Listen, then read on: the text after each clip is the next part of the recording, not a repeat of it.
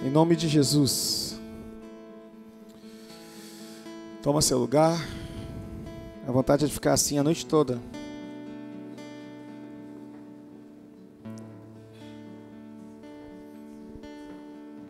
Tá.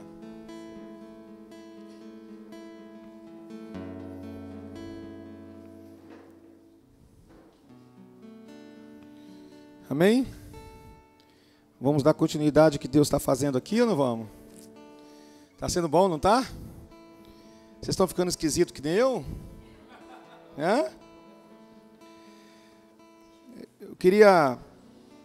Essa noite eu queria levar vocês para o passado e levar vocês para o futuro ao mesmo tempo, amém? A gente vai dar uma olhadinha em alguns pontos fundamentais. Quando eu comecei a estudar a Bíblia, e a gente aprendi isso com meus mestres, né, que me ensinaram e têm me ensinado também até hoje. Quando eu leio a Bíblia, nós temos que entender algo, ok? A Bíblia, ela revela a vontade de Deus. Ela revela a vontade de Deus. E a gente precisa muito aprender qual é a vontade de Deus se a gente quer experimentar a realidade do reino na nossa vida. Deus trabalha com princípios, não tem como a gente quebrar os princípios de Deus. Então tem pessoas que até amam a Deus, mas não se posicionam de acordo com os seus princípios. E porque Deus trabalha com princípios, Deus não quebra princípios. Por exemplo, Davi era um homem segundo o coração de Deus, quando ele quis trazer a arca de qualquer jeito.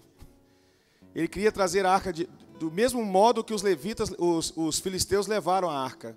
Mesmo sendo um homem segundo o coração de Deus e tendo boas intenções, ele teve que aprender, vendo um dos seus levitas morrerem queimados pelo fogo que saiu da arca, quando tentou salvar a arca, quando Deus colocou uma pedrinha no caminho.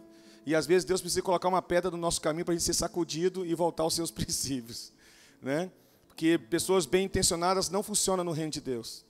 Deus não está buscando pessoas bem intencionadas, que têm um coração bom. Eu sou um cara muito legal, que ajudo muita gente. Não. Deus está buscando pessoas que estão dispostas a se permitir ser vencidos pela palavra. Eu gosto muito dessa frase. De se permitir ser vencido. Você pode ser uma boa pessoa, mas se você não está disposto a submeter a palavra de Deus, não adianta. Então a Bíblia ela é um prumo de Deus que nos coloca no caminho. Ela é um GPS, sabe? E ela nos orienta a permanecer na palavra. A Bíblia fala sobre amar a palavra. Eu estou doido para chegar no segundo módulo, porque nós vamos cavar profundo nisso. Amém? Eu vou mostrar no segundo módulo algo que está sendo uma revolução para mim, relacionado à palavra, que eu descobri que intimidade com Deus não é algo que não é um passe de mágica. A intimidade também com Deus é fruto de algo que Deus faz dentro de nós. A intimidade com Deus é fruto de um processo que Deus precisa fazer isso em nós. Se nós queremos ser íntimos, nós temos que passar pelas suas mãos. Amém? Então eu estava falando isso agora em Sergipe, sobre isso, sobre intimidade com Deus. Para mim foi uma revolução, que eu achei que buscar intimidade com Deus é pegar a Bíblia, ler a Bíblia toda e orar 10 horas por dia, que eu vou encontrar intimidade com Deus. Não. Na verdade, ler a Bíblia e orar tem que ser, na verdade, uma reação sua, não uma ação, para você tentar conhecer a Deus. Conhecer a Deus não basta apenas você pegar a Bíblia e ler 200 vezes, porque tem muita gente que conhece a Bíblia. Amém? Pensa comigo, Davi tinha a Bíblia? Os homens do Antigo Testamento só tinha Bíblia? Enoque tinha Bíblia? Não, ele andava com Deus. A Bíblia nos ensina a entrar num lugar onde nós vamos andar com Deus. Amém? Porque existem as pessoas que idolatram a Bíblia. Mas a Bíblia é um mapa que nos aponta para algo, não é o fim em si mesmo. A Bíblia nos aponta como Deus trabalha. A Bíblia, na verdade, é um livro de testemunhos de pessoas que encontraram com Deus. Na verdade, não. A Bíblia é um livro de testemunhos de pessoas que foram encontradas por Deus. Amém? E as suas experiências nos ensinam a nos posicionar num caminho onde nós podemos ser achados também por Deus. Como o pastor que procura a centésima ovelha. Não foi a ovelha que o procurou, foi ele que procurou a ovelha. Então a ovelha teve que estar em um lugar onde ela pode ser encontrada por Deus. Amém? E arrependimento é muito mais que chorar num culto, é muito mais que isso, a gente vai trabalhar isso lá na frente, mas eu vou mostrar para vocês no segundo módulo uma obra específica de Deus, do nosso interior, que nos leva para dentro dele. Isso nos leva à intimidade. Eu vou provar isso na Bíblia. Isso é base teológica. Teve até um pastor amigo meu de São Paulo que queria fazer uma entrevista comigo na TV, Porque ele mesmo falou assim, Gideon, eu tinha um pé contra esse negócio de cura interior. Você foi o único que chegou aqui e deu uma palavra sobre isso, que eu fiquei impressionado com a revelação da palavra. Então, vale a pena, amém? O módulo 2 está chegando, galera. Vamos para outro nível. O buraco vai ser mais embaixo, porque vai ser uma coisa bem pessoal. Deus vai tratar com você de dentro para fora. E o fruto disso vai ser conhecer ao Senhor, amém? Na intimidade. A palavra conhecer a Deus é a palavra no hebraico yadá, ou yada, sei lá, o nosso intérprete depois me corrige. Mas essa palavra, ela foi usada pela primeira vez em Gênesis 4, quando diz que Adão conheceu Eva. Conhecer na intimidade, se tornar um com ele. Amém? Então hoje eu queria fazer mostrar alguns fundamentos, algumas bases. Então eu aprendi, e nós vamos aprender hoje, que o livro de Gênesis, se ele não for bem compreendido, a gente se perde em todos os caminhos na Bíblia. O livro de Gênesis é o livro das origens, e ele estabelece todos os fundamentos. Aliás, todas as doutrinas bíblicas se fundamentam nas origens de Gênesis. Então, toda vez que algo está torto na igreja, Deus vai fazer a gente voltar para os origens, para a gente voltar de novo aos fundamentos, ao fundamento básico, para que a gente possa compreender as Escrituras. Porque se a gente errar aqui no alicerce, que é o livro de Gênesis, todos os livros vão ficar tortos e mal interpretados. Amém? Por isso que quando foram formar o Novo Testamento, né, eles usaram uma direção seguinte, para formar o Novo Testamento, porque as igrejas lá no século II, e por causa das heresias que estavam surgindo, as igrejas tinham cartas em suas mãos, elas escreviam cartas. Algumas cartas eram usadas no culto para ensinar alguma base e tal, as cartas do apóstolo Paulo, as cartas de Mateus, Marcos, Lucas, João, e livros de Lucas e Atos, e esses todos eram cartas, amém? E por causa das heresias, o que aconteceu? Muitas cartas começaram a surgir com assinaturas dos apóstolos, mas que não foi eles que disseram, eram os famosos fake news, né? Tinha muita carta fake, e estava surgindo, aí surgiu um rapaz chamado Marcião, que ele que fez o primeiro cânon bíblico, do jeito dele, totalmente influenciado pelo gnosticismo e etc, etc e tal. Então ele criou uma própria Bíblia para ele, então a igreja sentiu a necessidade de fazer e colocar os livros aqui, né? Esse é o cânon bíblico. Então eles usaram um negócio chamado apostolicidade. O que é isso? Eles pegaram o que Jesus disse, e alguns dos apóstolos de Jesus disseram, e somente os discípulos de alguns apóstolos. Além disso, eles não foram. Então nós tínhamos os discípulos de Jesus, os apóstolos, depois dos apóstolos, alguns, por exemplo, Lucas. Lucas não andou diretamente com Jesus, ele foi discípulo de Paulo, andou com o apóstolo Paulo. O João Marcos, o livro de Marcos, não é que andou com Jesus. João Marcos, foi discípulo de Pedro. Quando você lê o livro de Marcos, você está vendo as memórias de Pedro. Nós temos então essas pessoas, Tiago e Judas, essas pessoas que foram mais próximas de Jesus. Então eles juntaram as cartas. Por quê? Porque depois disso, alguns livros, eles eram questionados. Algumas doutrinas não batiam com o que Jesus ensinou. Estão comigo? Por exemplo, Jesus não ensinou a gente consultar mortos. Jesus ensinou para nós que só existe um intercessor entre ele e Deus. É por isso. Amém? Simples assim, são os livros da Bíblia. Então nós não podemos ir além do que está escrito por Jesus e pelos apóstolos, é chamado de fundamento dos apóstolos e profetas. Além disso, é questionável. Porque aquilo que a Bíblia não diz com certeza, a gente não pode dizer com clareza. Então os livros da Bíblia foram muito questionados também, os livros de Hebreus, por exemplo, vários livros da Bíblia, até chegar ao nosso cânon bíblico.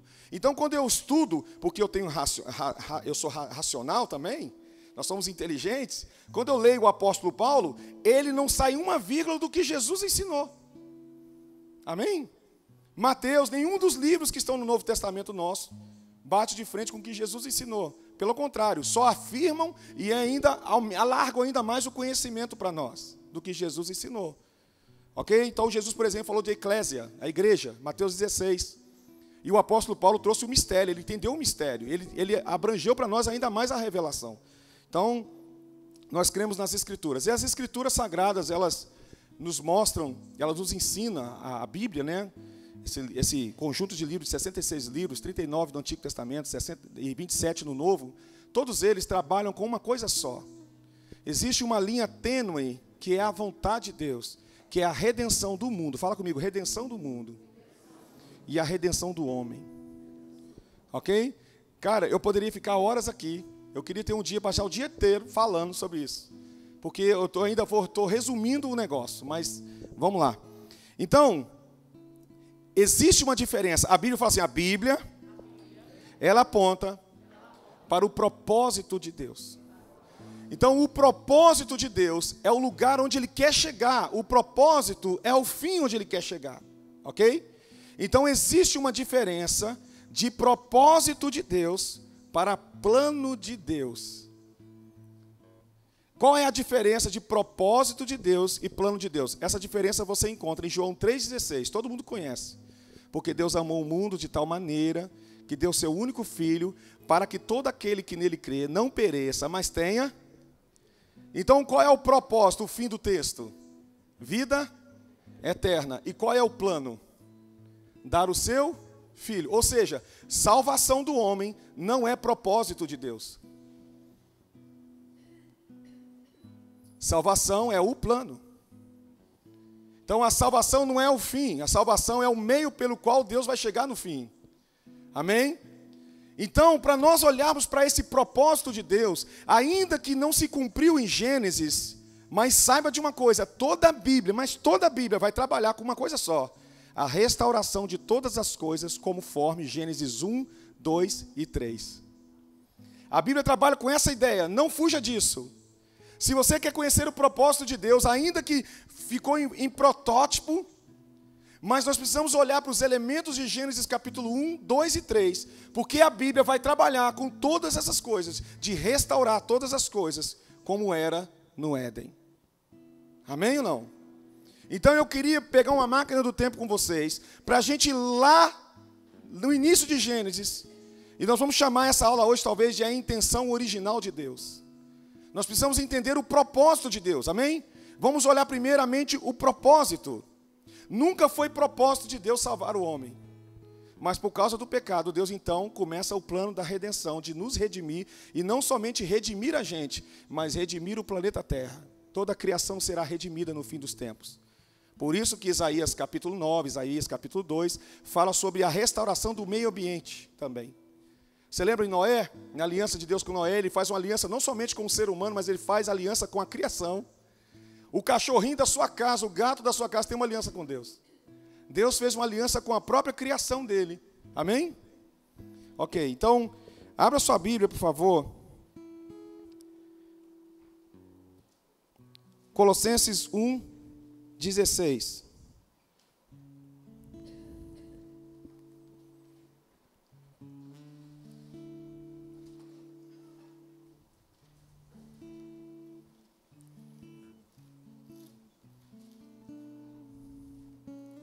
Eu vou tentar falar sobre um assunto aqui com muita base teológica para você. Colossenses. Oh, gente, alguém arruma água para mim? 1, 16. Quem abriu, diga amém. Ele diz assim: pois nele foram criadas todas as coisas, nos céus e sobre a terra, as visíveis e as invisíveis, sejam tronos, sejam soberanias, quer principados, quer potestades, tudo foi criado por meio dele e para ele. Colossenses 1, Gênesis 1, 1 diz que Deus criou todas as coisas que estão nos céus, que estão na terra. Ou seja, existem 3 aspectos, você que está anotando, coloca assim, 3 aspectos da criação original de Deus. Eu quero falar desses 3 aspectos. A gente precisa compreender a intenção de Deus. Ele começou a fazer algo, e quando ele começa a fazer algo, e ele manda registrar isso, é para que a gente cumpra, a gente entenda o que ele quer fazer. Amém? Estão comigo ou não? Então, Colossenses 1,16 fala, tudo foi criado por ele e para ele. Então, a primeira coisa que existe, o primeiro aspecto da criação que a gente vai encontrar, e você vai concordar comigo, é que existe na criação uma bondade da criação. Coloque-se, número 1, bondade da criação. Vocês conseguem perceber a bondade na criação? Já viu o céu, o sol se pondo? Quem já orou no monte aqui de manhã cedo, vendo o sol nascendo? Eita, eu também. Coisa mais linda, né? Uma borboleta, o cachorrinho, a girafa. Porque existe uma bondade na criação. Tanto é que hoje você não fica revoltado quando vê alguém batendo num cachorro. Porque é o bichinho mais maneiro que tem, os caras é covarde batendo num bicho desse. Porque existe uma bondade na criação. Eu estou falando coisas tão básicas. Mas se você assistir Discovery Channel, falando sobre a criação, a cachoeira, quando você viaja de carro, você vê aquele verde bonito, né? A própria criação, existe uma bondade na criação. E a Bíblia diz que a criação foi criada por Deus. E o que está implícito nessa verdade teológica? Está implícito que se foi criada por Deus, não tem como mais melhorar. Deus criou perfeito. Tudo que o homem cria aí pode melhorar, concorda? iPhone 1, iPhone 2, iPhone 3, iPhone 4, iPhone 20. Mas se Deus criou, não tem como melhorar. Por isso que ele falou, e viu Deus que era muito bom. E viu Deus que era bom, não tem como melhorar. Ela é perfeita, amém? Então não houve erro na criação, ela foi estabelecida. Olha isso, bondade da criação, criada por Deus. Agora, também fala que ela foi criada para Deus. Aí vai mais fundo. Ela não só foi criada por Deus e é perfeita, mas ela foi criada para Deus. Ou seja, tudo que foi criado para um propósito maravilhoso, que é exaltar o nome do Senhor. Todas as coisas foram criadas para louvor da sua glória. Efésios capítulo 1. Ele criou todas as coisas, tudo que você vê foi para louvor da sua glória. Você já viu um vídeo no YouTube que fala do som das estrelas? Coloca no YouTube o som das estrelas. E o cara dá uma palestra sobre os sons que foi encontrado nas estrelas, as galáxias. E ele faz um sincronismo com o som das baleias. E junta tudo e coloca uma melodia e vira uma música. Toda a criação está louvando a Deus. Celebrai com júbilo todos os moradores da terra. Servi ao Senhor com alegria, apresentai-vos a Ele com cânticos. Toda a criação expressa a glória de Deus. Uau! Romanos 1:20 fala, tanto o seu eterno poder quanto a sua divindade claramente se vê pelas coisas que foram criadas. Salmo, se eu não me engano, o 19 ou Salmo 119, que fala, os céus manifestam a sua glória e o firmamento a obra de suas mãos. Ou seja, nós podemos encontrar na criação as digitais de Deus, porque Ele fez questão de fazer isso. Então existem muitos cientistas que estudaram a criação e se converteram a Jesus, ao Senhor, simplesmente pelo fato de olhar para todas as coisas e encontrar uma ordem, uma inteligência por trás de tudo isso. E eles ficaram muito impactados. Eu vi com a Carol uma vez, a gente ficou espantado, a gente viu um documentário sobre as abelhas, lembra disso, amor? E elas formam, tipo assim, tem aquele quadrado, né, onde o cara bota lá, como é que os caras, o nome que cuida de abelha? Apicultor. E eles colocaram aqueles milhares de abelhas ali. E elas começaram a trabalhar, e elas fizeram as suas casas. E aí, eles desenharam na geometria o tamanho daqueles buracos ali. E dá tudo o mesmo tamanho. E ainda tem uma inclinação assim. E a mesma profundidade, o mesmo tamanho, todos os buracos. Só que elas, quando começam a fazer isso, elas começam das pontas. E quando chega no meio, todos os buracos se encaixam. Não fica sobrando um pedaço que não deu certo. Agora imagina, não sei quantas mil abelhas trabalhando juntas. E elas constroem a mesma coisa, até do fim para o início. E se a criação revela a glória de Deus, e fala tanto dos atributos invisíveis de Deus, eu penso o seguinte. Quando eu leio a Bíblia, eu fico espantado. Eu só vou citar um negocinho aqui. Me dá a impressão que Deus começa as coisas pelo fim. Porque a Bíblia fala que Jesus foi imolado antes da fundação do mundo. Vamos lá, se você quiser ler Efésios capítulo 1, Ele nos predestinou para sermos seus filhos antes da fundação do mundo, é isso? Deus começou a história pelo fim? Porque, na verdade, quando nós olhamos para Gênesis, nós somos seres humanos, a gente está no espaço e tempo andando para frente. Pensa comigo, quando Deus dá uma profecia a seu respeito, Hoje eu estou fazendo coisas aqui que Deus falou comigo há 19 anos, 18 anos atrás. Ele já estava aqui me vendo. Quando ele falou com alguém lá no passado que eu ia fazer isso. É loucura. Você vê que até o hebraico é escrito de trás para frente. Eu não sei como explicar isso para você, mas Salmo 139, o salmista diz que todos os meus dias estão escritos no teu livro. Jeremias, antes que você nascesse, eu já te constituí profeta às nações, é isso? O apóstolo Paulo aos Gálatas fala a mesma coisa. Antes de sair na madre da minha mãe, Deus já tinha me chamado de apóstolo. E agora? Isso é loucura. Mas as abelhas falaram isso para mim. Ele não começa pelo início. Ele é o alfa, ele é o ômega. Deus é. Deus não tem espaço e tempo para ele. Uau! Amém? Estão comigo ou não? Então, criada, só isso aqui já ficaria uma semana aqui. Criada para Deus. Então, todas as coisas foram feitas para louvor da sua glória. Agora, isso aqui também é top. Hebreus 1:3. Nós estamos falando de 3 aspectos da criação. Primeiro, a bondade da criação. Criada por Deus, criada para Deus. E agora, pode anotar aí, sustentada por Deus. Eu vou enviar, tá, irmãos? Amanhã, no grupo já, aliás, hoje eu mando para vocês já a apostila de hoje. Tem algumas coisas a mais, como eu falei, sempre eu vou colocar alguma coisa a mais. Mas sustentada por Deus. Hebreus 1:3. Alguém lê alto para mim aí? Hebreus 1:3.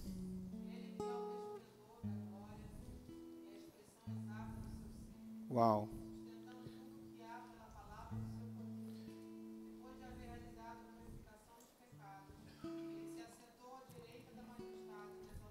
Olha, ele diz: Ele que é o resplendor da glória e a expressão exata do seu ser, sustentando todas as coisas pela palavra do seu poder. Ele diz que toda a criação, todas as coisas, é sustentada pela palavra do seu poder. Você sabe o que significa? Significa que até o ateu é sustentado pela palavra de Deus. Cada respirar meu, você só está vivo porque você está sendo sustentado pela palavra de Deus. Quando você estava no pecado, na prostituição, seja o tipo de pecado que você já cometeu, ainda lá, Deus te sustentava pela palavra de Deus. E a gente sempre pensa assim, quando eu abandonar tudo, eu vou viver pela fé. Mas no fundo, a gente sempre viveu pela fé. A gente só não sabia disso. Porque se Deus falasse assim, vamos parar de bancar a sua existência, acabou, não tem ninguém que te faça viver mais. Nós somos sustentados por Ele, pela palavra dEle. Amém? Segundo aspecto da criação original. Isso aqui é bom. Vamos lá. O que a Bíblia nos ensina em Gênesis? Ela mostra que a terra, coloca assim, a habitação da humanidade. Número 2, habitação da humanidade.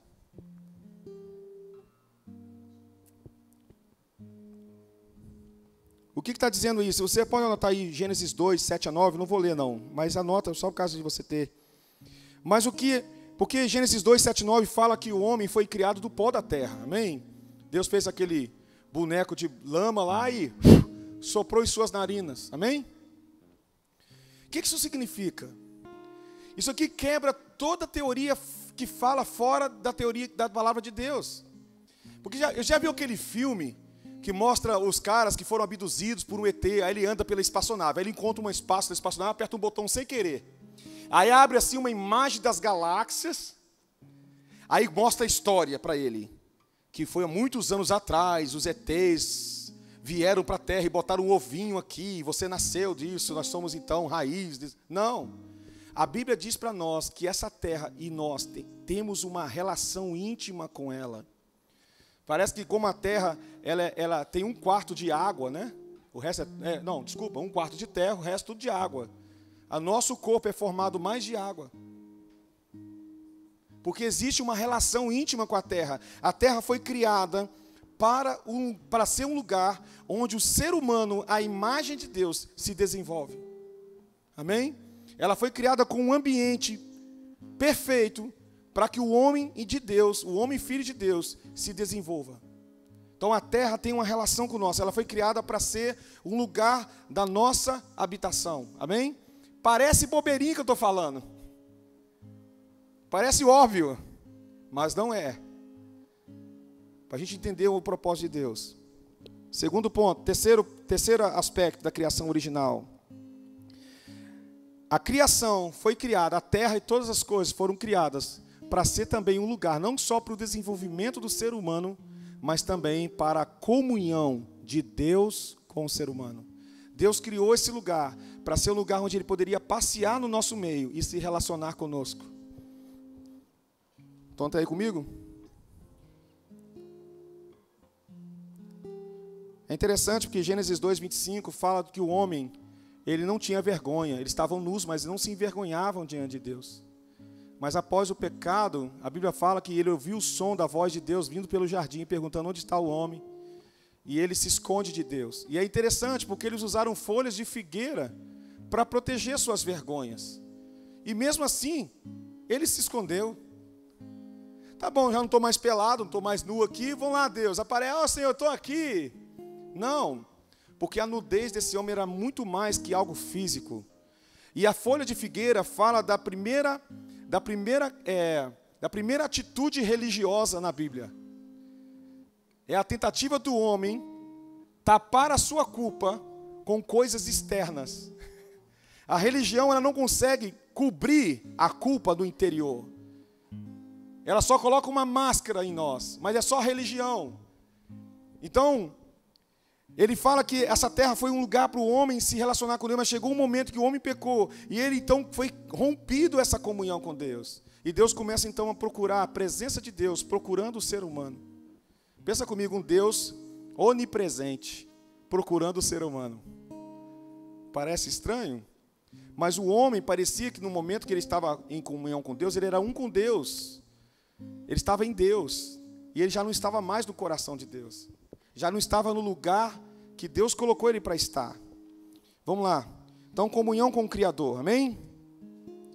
Agora, outro ponto que eu quero trabalhar. Gênesis 1, abre aí comigo. Então, nós vemos 3 aspectos da criação original. Bondade da criação, não houve erro na criação. Ela foi estabelecida e é sustentada por Deus. Criada por Deus, criada para Deus, sustentada por Deus. Também a habitação da humanidade. Deus criou a terra para ser o ambiente perfeito para o desenvolvimento da humanidade. Terceiro, comunhão com o Criador.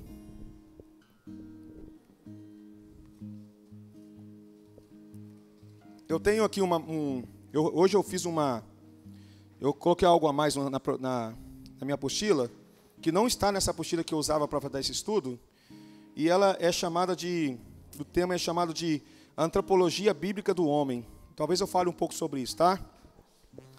Então vamos lá. Gênesis 1, 26, 28 a 28. Diz assim, posso ler? Posso ler ou não?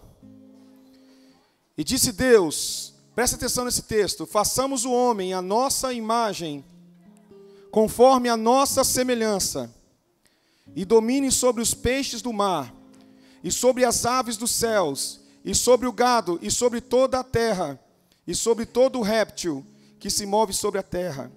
E criou Deus o homem à nossa imagem. A imagem de Deus o criou. Homem e mulher os criou. E Deus os abençoou. E Deus lhe disse, frutificai, multiplicai-vos, e enchei a terra, e sujeitai-a, dominai-a sobre os peixes do mar, e sobre as aves dos céus, e sobre todo animal que se move sobre a terra. Existem 3 pontos aqui, que são os primeiros mandatos de Deus. Eu quero que você olhe para isso aqui, olhe para mim. O que Deus está dizendo para o homem, está revelando a nossa responsabilidade humana. Amém? Isso aqui são responsabilidades para o homem. Então, você pode dividir em 3 pontos aqui. O mandato original possui 3 partes. Primeiro, ele diz, seja frutífero, multiplique e enche a terra. Pensa comigo. Deus disse para o homem multiplicar, frutificar. O homem foi criado à imagem de Deus. Fala comigo, imagem de Deus. E ele estabelece alguns princípios que nós sabemos que são princípios naturais. Por exemplo, um cachorro vai dar sempre cachorro. Um pé de manga vai dar pé de manga, amém? O homem foi criado à imagem de Deus. Qual foi então a intenção de Deus ao dizer para o homem, multiplique? A intenção de Deus é que o homem é a imagem de Deus se multiplicando, queria ser multiplicado, é a imagem de Deus. Ou seja, a imagem de Deus iria espalhar por toda a terra a partir do momento em que o homem vai se multiplicando. Amém? Por que isso, né? Vocês querem saber por quê? Porque existe um princípio aqui. Deixa eu dar mais um passo, senão eu vou dar um passo além, eu estou ansioso. Vamos lá. Toda a criação irá multiplicar sua semelhança, o homem multiplicaria a imagem de Deus. Segundo, subjugue. Deus disse, subjugue. Abra sua Bíblia em Mateus 8, 26 ao 27, por favor.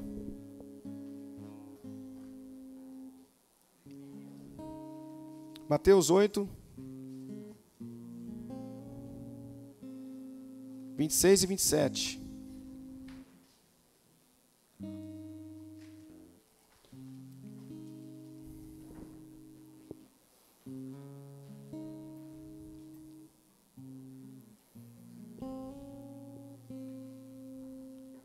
Versículo 23, tá? Vamos antes. É um texto muito conhecido por nós. Ele diz assim: então, entrando Jesus no barco, seus discípulos o seguiram. E eis que sobreveio no mar uma grande tempestade, de sorte que o barco era varrido pelas ondas. Entretanto, Jesus dormia, mas os discípulos vieram acordá-lo, clamando: Senhor, salva-nos, perecemos. Perguntou-lhes então Jesus: por que sois tímidos, homens de pequena fé? E levantando-se, repreendeu os ventos e o mar, e fez-se grande bonança. Olha para mim. O que Jesus fez ali é um milagre? O que Jesus fez ali? Ele manifestou a realidade do Éden. Porque o homem, à imagem de Deus, tinha poder e autoridade para acalmar a tempestade. A ordem original de Deus é que a natureza é subjugada pelo homem. E nós perdemos isso no jardim. E onde começou isso? O que nos caracterizava, o que fazia a terra olhar para nós e nos respeitar? A imagem de Deus. Escreva assim: façamos o homem a nossa imagem e domine. O domínio só vem a partir do momento em que nós somos feitos à imagem de Deus. Ou seja, o que a terra precisa ver no homem, não é o homem, é a imagem de Deus no homem. O homem refletia Deus. Eu acho muito interessante aquele momento que Moisés subia, ia ter com Deus, e quando voltava o seu rosto brilhava. E as pessoas, só que depois esvaneciam, então ele colocava um véu no rosto para as pessoas não perceberem que ele estava perdendo a glória, mas era a glória. Amém? Pensa comigo, qual é a glória de um jogador de futebol? A sua habilidade. Qual é a glória de um escritor? A sua capacidade de escrever. Qual é a glória, sei lá, fala aí, jogador de vôlei? Qual é a glória do ouro? A sua pureza. Qual é a glória do homem? A sua imagem de Deus. Então o que Jesus era? Jesus era um homem 100% homem, 100% Deus. E Jesus manifestou para nós realidades que só havia no Éden. O que nós estamos assistindo é uma cena de como era o primeiro Adão. Jesus é chamado de segundo Adão. Lembra que ele chegou para uma figueira e amaldiçoou a figueira, e a figueira respeitou ele e morreu. O que parece que aconteceu no jardim do Éden, eu vou falar um pouco sobre isso daqui a pouco, que o pecado, ele corrompeu a imagem de Deus. E a partir do momento que a imagem de Deus é corrompida do homem, o homem perde, não a responsabilidade, porque sempre nós seremos responsáveis. O que o homem perdeu no jardim foi a autoridade. A imagem também fala de identidade. Nós perdemos a autoridade, a imagem de Deus. A terra precisa olhar para nós e ver a imagem de Deus em nós. E só a partir desse momento ela vai nos respeitar. Quem está comigo? Já parou para pensar que Romanos 8 não fala que a natureza aguarda a manifestação de Deus? Por que a natureza aguarda a manifestação dos filhos de Deus? Porque os filhos de Deus serão a imagem de Deus. A autoridade está sendo recuperada. Amém ou não? Quem me entendeu? Depois você lê Romanos 8, 29, que fala que fomos predestinados para sermos conformes à imagem de seu Filho, a fim de que seu Filho seja o primeiro dentre muitos irmãos. Porque a imagem de Deus é algo que precisa ser recuperada. O homem precisa voltar à imagem de Deus. Porque o pecado ofuscou isso em nós. E nós perdemos a autoridade. Se você lê a questão da restauração da terra, como Isaías capítulo 10, 9, capítulo 2, depois você lê em casa, ele fala sobre a criança andar no meio do leão, do cordeiro, porque vai haver uma harmonia. Porque o leão vai olhar para você e vai ver Deus em você e vai te respeitar. Estão comigo? Quando Deus restaurar a imagem do homem. Então, um dos primeiros propósitos eternos de Deus é restaurar em nós a imagem que foi corrompida pelo pecado. Isso é muito importante. Por quê? Porque se você quer conhecer o Espírito Santo, e nós vamos falar sobre isso lá na frente, você tem que entender para onde o Espírito Santo está te levando. Porque um dos principais objetivos do Espírito Santo na vida de um crente é transformá-lo à imagem de Jesus, que é a imagem perfeita de Deus.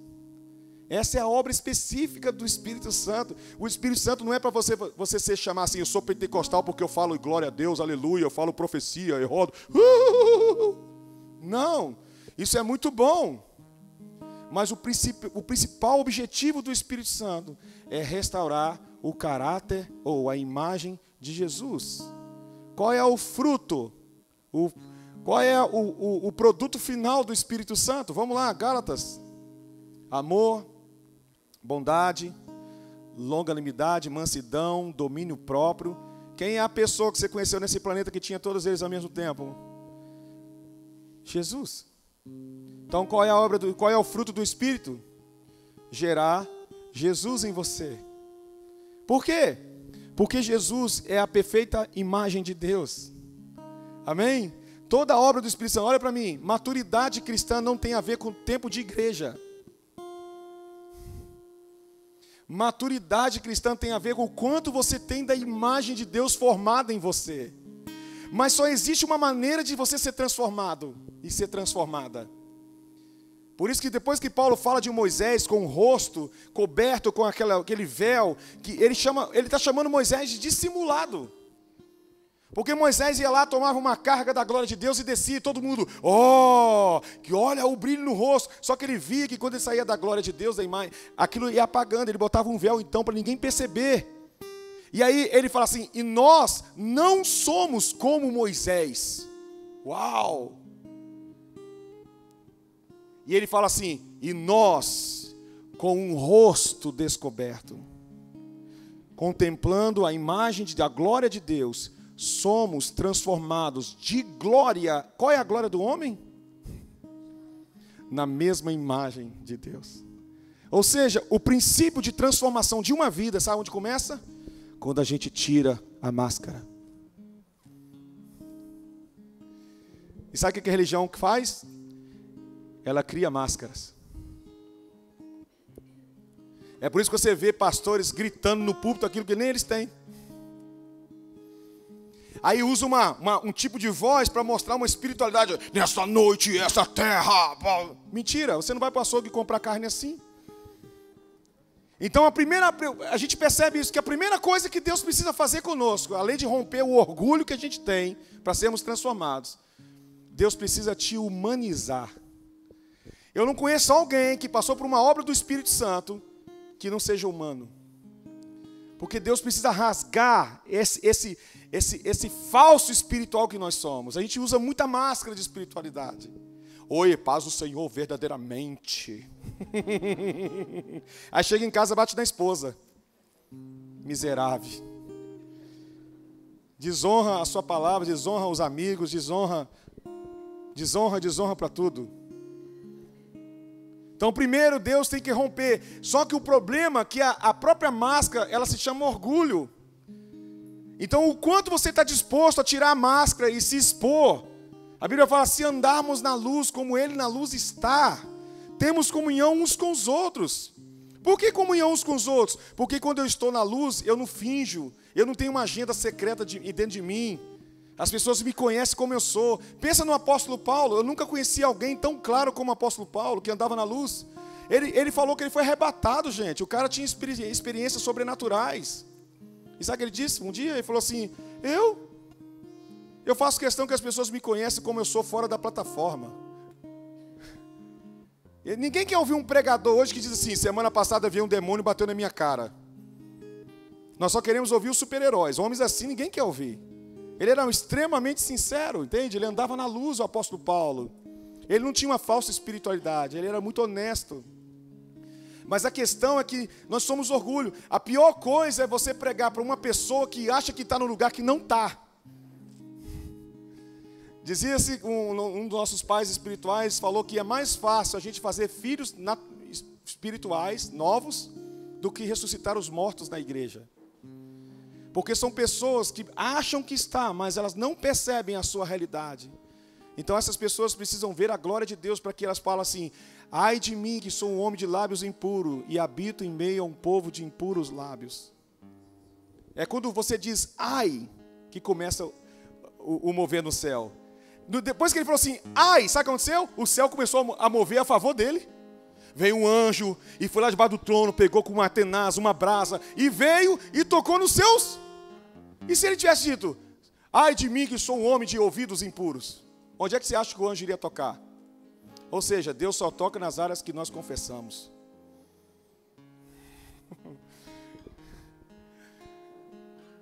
Amém? Então essa questão da imagem de Deus é algo que está relacionado ao propósito eterno de Deus, de nos restaurar a imagem de Deus, porque nós temos responsabilidade, mas o homem perdeu a autoridade. Você sabe quando você... Eu gosto de falar essas coisas, sabe? Você sabe quando alguém quer pregar alguma coisa para você que você sabe que ele não está vivendo aquilo? É como se fosse um ministro de louvor que quer levar a igreja a lugares que nem ele vai. E o que acontece quando você ouve alguém assim que não tem autoridade para falar com você dessa forma? Você vai querer ouvi-lo? A mesma coisa, a terra olha para nós e ela precisa ver a autoridade de Deus em nós. Amém? Então, como você quer que a terra veja a autoridade de você se você pega uma garrafinha e joga no lixo assim, ó, no meio da rua? É? Então, um dia desse eu joguei caiu uma folha de chiclete lá no chão. Opa, peraí. Não, como é que eu vou ter autoridade para falar de reino? Parece bobo, né? Mas uma atitude simples às vezes revela algo que está profundo no coração da gente. Amém ou não? Está me entendendo ou não? Autoridade. Então o homem não perdeu a responsabilidade, mas ele perdeu a autoridade. E a autoridade tem a ver com a imagem de Deus. O que a terra está esperando é a manifestação dos filhos à imagem de Deus. Ela não está aguardando a manifestação de Deus, sabe por quê? Porque o problema da terra não é com Deus, é comigo. Estão comigo ou não? E ele fala, subjugue, depois ele fala, domine sobre todas as coisas. Domine sobre todas as coisas. Ou seja, fala comigo assim, reino de Deus não é Deus reinando a terra. Deixa eu beber você digerir isso. Reino de Deus não é Deus reinando a terra. Reino de Deus é o homem, a imagem de Deus, reinando na terra. Uau! Estão comigo ou não? É o homem, a imagem de Deus, reinando a terra. Nossa, isso é muito forte. Ok. E aí nós vemos, coloca aí agora a parte 2, vem o problema do pecado. Eu queria poder ministrar também sobre antropologia, mas eu vou deixar isso para sua apostila, para você estudar também. Vou mandar junto. Mas tem muita coisa legal da antropologia do homem. Deixa eu ver se eu consigo ler algumas coisas que eu anotei aqui. Tá? Primeira coisa, na antropologia bíblica do homem, o que é o ser humano à luz da Bíblia, né? Quando eu falei o que era o homem, lembra? Só falei coisa ruim, né? Falei por causa do pecado do homem, mas agora eu quero falar um pouquinho sobre o que é o homem à luz da Bíblia. Então, a primeira coisa, o homem é uma criatura. Eu vou mandar a apostila para vocês, se não quiser anotar, tá bom? Para você não perder a aula, é melhor que eu mando para vocês, tá bom? Mas, primeira coisa, o homem é uma criatura. O ser humano, fala comigo, o ser humano é uma criatura. Então, o que acontece? A Bíblia ela rejeita qualquer tipo de adoração ao ser humano. Porque ele é um ser frágil, ele é o oposto de Deus. E aí a Bíblia também diz que ele é uma criatura frágil, e também a Bíblia revela para nós que ele é semelhante a Deus. Em que sentido que o homem é semelhante a Deus? Então eu queria mostrar isso para vocês, tá? Eu anotei aqui alguns pontos, eu passei a tarde toda anotando minha apostila. É bom que eu estou fazendo na escola, que eu mesmo estou criando meu próprio material. Então vamos lá. Semelhante a Deus, em que sentido? Inteligência, moralidade e dignidade. Olha aqui, ó. O homem tem consciência de si mesmo, semelhante a Deus. Aspectos morais, aspectos espirituais, senso estético, né? Senso de comunidade, isso também é semelhante a Deus. Racionalidade, ou seja, capacidade de interpretar o mundo à sua volta. Racional. Dignidade, o homem não é um animal, né? Um animal não tem dignidade, apesar que eu acho que eles têm mais que nós. Mas o homem ele possui uma dignidade, ok? A Bíblia faz uma distinção do ser humano com o animal. Por isso que o homem matar uma pessoa é um crime contra Deus. Gênesis 9:6 fala: quem derramar o sangue do homem, pelo homem o seu sangue será derramado, porque Deus fez o homem conforme a sua imagem. Ok? A Bíblia também fala: macho e fêmea os criou. Ou seja, o homem é um ser comunitário, igual a Deus. E depois eu coloquei aqui: criado para dominar. E disse Deus: façamos o homem a nossa imagem. Já falei sobre isso. Então, como a imagem de Deus, o homem domine sobre toda a criação, e isso implica em responsabilidade. Só estou adiantando para vocês verem aqui. Eu quero chegar nessa parte do pecado, a consequência do pecado. Coloca aí, consequência do pecado. Não anota o que está na outra apostila, porque você vai receber também, mas depois você pode juntar tudo, tá? Mas, antes de eu falar da consequência do pecado, que está relacionado com, e vou falar também das consequências, é que a gente chama, na teologia, para usar um termo mais teológico, para vocês me respeitarem mais, é que é chamado na teologia de 4 dimensões da queda do homem. Então, não precisa anotar isso, está na apostila, só vou citar algumas coisas. Primeiro, nas 4 dimensões da queda do homem, nós temos a ruptura com Deus, que é chamada de ruptura teológica. O homem perdeu o relacionamento com Deus, beleza? A outra é a ruptura psicológica.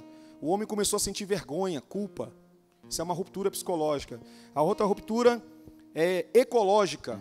O homem foi expulso do jardim e a terra começou a produzir espinhos e abrolhos. Isso mostra uma ruptura ecológica. Beleza? Estão comigo? E a última, que eu não falei, né? Sociológica. Né? Sociológica. O homem começa a jogar a culpa no outro e quer governar sobre o outro. Isso é uma ruptura sociológica. Então, são 4 dimensões, vai estar na sua apostila. Mas agora falando das consequências da desobediência de Adão. Fala comigo: toda injustiça tem como base a desobediência do homem. Então a primeira consequência é consequência física. Pode anotar se quiser, Gênesis 3, 16, 19. O homem tem que trabalhar, o homem suor do seu trabalho, sente dor de parto. Consequência física. Vocês são bases fundamentais, amém? Eu preciso trazer isso aqui para nós, né? São bases fundamentais. Daqui a pouco vocês vão ver onde nós vamos chegar com isso. Eu sou mineiro, eu como pelas beiradas, né? Vamos lá, consequência física. Gênesis 3, 16, 19. Não precisa abrir não, só anota os textos. Mas ele fala sobre o homem a mulher sentir dor de parto, aquele negócio todo. Consequência emocional. O seu desejo será para o seu marido. Gênesis 3, 16. Mostra a consequência emocional. Consequência espiritual. É a outra consequência por causa do pecado do homem. Foi quando Gênesis 3,15 fala de uma batalha espiritual que iria iniciar com os filhos da serpente contra os filhos de Deus. Começa uma batalha cósmica aí, no cosmo, né? Uma batalha espiritual. Consequência ambiental. Consequência ambiental, o homem é expulso do jardim, já falei que da ruptura ecológica, né? O homem é expulso de um ambiente. Mas Deus fez um condomínio de luxo e colocou o ser humano, o cara foi expulso do condomínio. Então, esses aspectos aqui que nós estamos vendo. O último, consequência governamental. É quando o homem, então, começa a desejar governar outro homem. Estão comigo ou não? Esses aspectos serão restaurados na redenção do homem.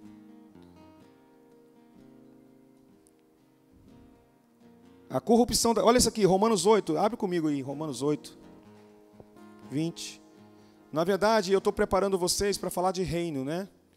No próximo encontro nosso, a gente vai falar sobre o reino de Deus. Então, é por isso que eu estou dando uma pincelada nas bases, porque a gente vai pirar com o reino de Deus, cara. O reino de Deus é top demais falar sobre isso.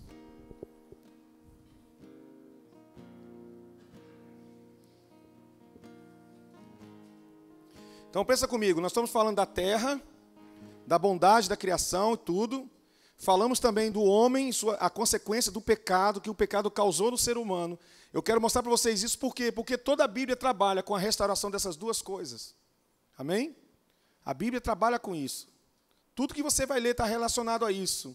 Deus selecionando um povo, e a partir desse povo revelar Jesus para o mundo, salvar todo mundo, mas no fim de todas as coisas. Daqui a pouquinho a gente vai pegar uma máquina do tempo, e a gente vai sair de Gênesis e vai para Apocalipse. Beleza? Daqui a pouco. Vai demorar, não. Então, Romanos 8, 20, 22. Romanos 8, né? 20 ou 22 diz: porque a criação ficou sujeita à vaidade, não por sua vontade, mas por causa do que a sujeitou, na esperança de que também a mesma criatura será libertada da servidão da corrupção, para a liberdade da glória dos filhos de Deus, porque sabemos que toda a criação geme e está juntamente com dores de parto até agora. Por favor, caracteriza para mim dores de parto na criação. Alguém aí tenta? O que você acha que são dores de parto na criação? Pode chutar. Terremotos? Tsunami? E só vai aumentando cada ano, né? Furacões, tudo isso são dores de parto. A criação está gemendo, aguardando a manifestação dos filhos de Deus, por causa daquilo que a sujeitou. O que a sujeitou? A desobediência do homem. Deus então amaldiçoou a terra. A terra é amaldiçoada não por causa de Deus, por causa do homem. O homem amaldiçoou a terra porque o que ele fez? Ele causou... Você lembra quando eu falei sobre justiça? As engrenagens? O pecado causou um problema na máquina, sabe? E as coisas começaram a sair do lugar. Estão comigo ou não? Posso continuar? Então o pecado impossibilitou a comunhão de Adão com Deus. E na verdade a imagem do homem... de Deus, do homem, a imagem de Deus, é sustentada pelo relacionamento com Deus. Tem um texto na Bíblia que fala assim: olhai para ele e sereis iluminados. Ele é a luz da vida, então o próprio homem, à medida que ele se relacionava com Deus, ele vai se tornando um com Deus, se tornando parecido com Deus, porque esse é o princípio da adoração. O princípio da adoração é que eu me torno parecido com quem eu adoro. Estão comigo? Salmo 115 fala sobre adoração às imagens. O povo está adorando imagens e fala: olha, tem ouvidos para ouvir, não ouve, tem olhos, mas não vê, tem mãos, mas não tocam, tem pés, mas não andam, e som nenhum sai da sua boca, e tornam-se semelhantes a eles os que os tais adoram. Estão comigo ou não? Então a adoração, um dos princípios da adoração, de comunhão em relação com Deus, é que no fim, por causa dessa comunhão com Deus, você é restaurado à imagem de Deus. Por isso que eu falei sobre adoração. Uma adoração sem foco é uma idolatria. Sem fé. Quando eu passo a adorar as coisas a mais que Deus, quando eu crio um ponto de contato entre mim e Deus, o propósito de Deus é que meus olhos não estejam em coisas, em intercessores, mas meus olhos precisam estar nele, assim como Jesus estava. Ele falou assim: Pai, assim como eu estou em ti, eu quero que a igreja esteja em mim, para que nós sejamos um. O propósito da adoração é comunhão e relação, e toda relação de intimidade se torna uma coisa só. Por isso que fala: um homem se relacionar com uma mulher se torna uma só carne, pela relação sexual, ou seja, pela intimidade. Estão comigo? Então Jesus, ele veio quebrar tudo aquilo que impede eu de adorar a Deus. Eu não preciso de um pastor para chegar a Deus. Eu não preciso de tomar banho de sal grosso para chegar a Deus. Eu não preciso de nada para chegar a Deus, porque o caminho já foi aberto. Eu só preciso de um intercessor chamado Jesus Cristo. E ele já abriu o novo e vivo caminho para que todos Aquela irmãzinha que lava roupa lá na comunidade, como um pastor que fez teologia em Harvard. Todos eles podem se chegar a Deus sem ninguém. Somente pelo sangue de Jesus nós podemos entrar lá. E já foi derramado. Jesus já mandou o anjo embora. O anjo que ficou com uma espada inflamada lá no jardim pedindo a gente de entrar. Ei, acabou, morreu na cruz. Sai, acabou seu emprego, está desempregado. Vai lavar o chão do céu. E ele abriu um novo e vivo caminho, entende? Para que a gente possa entrar nesse lugar, para todos. Você lembra no tempo de Jesus, só os levitas podiam ir do templo. E aí Jesus escolhe os caras da sociedade aí, dos cantos aí. Vem cá, o pescador. E ele chama esses caras para serem seus sacerdotes. E aí? Amém ou não? Então nós temos a promessa da restauração. Presta atenção nisso aqui, é fundamental. A promessa de restauração. Eu vou ler alguma coisa para você que está na apostila. A despeito da rebelião do homem, Deus continua comprometido com a sua criação. Ele se recusa a destruir esta terra que ele criou perfeita. Agora isso aqui, para a redenção do mundo, duas coisas são necessárias. E agora você vai entender algumas coisas aqui. Primeiro, um segundo Adão para recuperar a autoridade perdida pelo primeiro. Ou seja, quem é que entregou a chave do mundo para o Satanás? Para Satanás? Um homem original. Estão comigo? E a Bíblia fala que Deus, os céus são do Senhor e a terra é do homem. Responsabilidade é nossa, eu sou o mordomo disso aqui.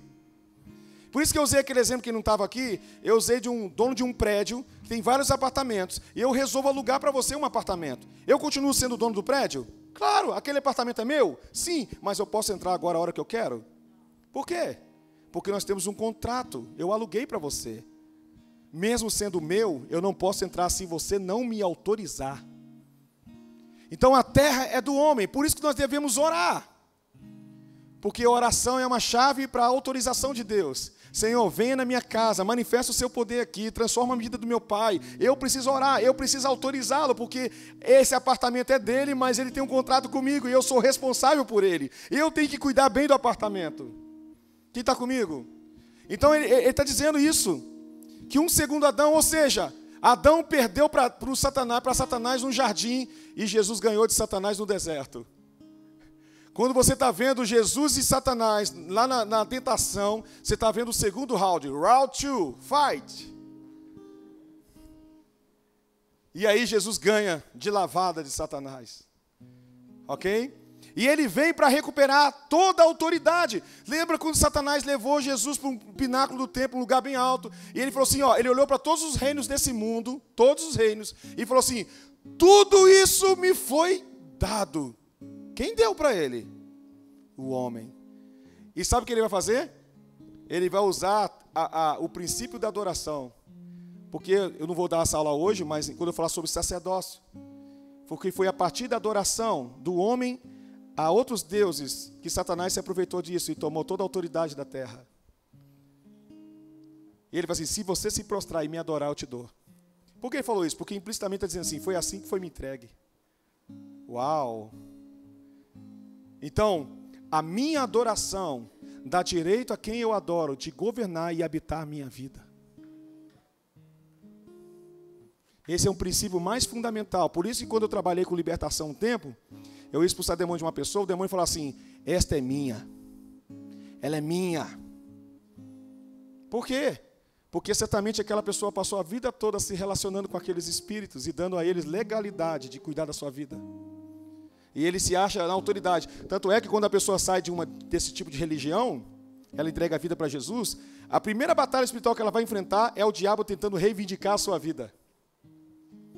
Eu e o Renan fomos num sítio, um rapaz ficou endemoniado, e quando ele era pequeno, ele foi banhado em sangue. E o espírito falava para ele assim, lá para o pessoal do sítio assim, eu vou matar ele hoje, porque ele te entrega a vida para Jesus lá no sítio. Aí me acordar 2 da manhã, eu e o Renan fomos lá expulsar o demônio. Aí eu cheguei lá, eu vou matar ele. Vai matar o quê, rapaz? Ele pertence a Jesus agora. Tira a mão dele. Aí oramos e expulsamos o demônio. Porque essa é a primeira coisa que Satanás vai fazer, é reivindicar isso. Porque nós éramos dele, entende? Nós não tínhamos muro. Não existe na Bíblia muro. Ou você é filho do diabo ou você é filho de Deus. E acabou. Não tem discussão. Então se você casa com um homem de Deus, você casa com um filho de Deus. Se você casar com alguém que não é de Deus, quem vai ser seu sogro?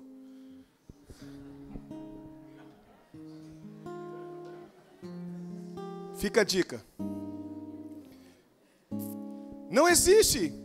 Antes nós estávamos no império das trevas. Ele nos libertou do império das trevas e nos transportou para o reino do Filho do seu amor. Antes nós éramos filhos da desobediência. Antes estávamos mortos por causa dos nossos pecados. Mas Ele nos libertou disso. E agora somos propriedade exclusiva dEle. Adoração é uma questão de governo. Não há nenhum povo na terra. Eu estudei quase todos os povos. Todos. Impérios, eu passei anos estudando, lendo livros. Eu gosto de estudar, até hoje eu leio. Isso você vai perceber uma coisa. De onde você acha que veio a palavra cultura? Culto. Não há nenhum governo nesse planeta que não foi estabelecido a partir de altares. Não há. Estuda México, China, estuda aí o que você quiser. Vai antes, diz lá, os astecas, os maias, né? Quem é professor de história aí, melhor do que eu para saber disso. Todos eles, porque tudo veio a partir da adoração. Então estão comigo, queridos. A adoração dá direito a quem eu adoro de governar e habitar. Então quando eu entro em adoração com Jesus, duas coisas vão acontecer. Eu estou dando Ele o direito de habitar a minha vida e de fazer com que eu me torne parecido com Ele através do seu Espírito. Amém ou não? Vamos lá, Efésios 1, por favor. Efésios 1 mostra o nosso destino. Uou!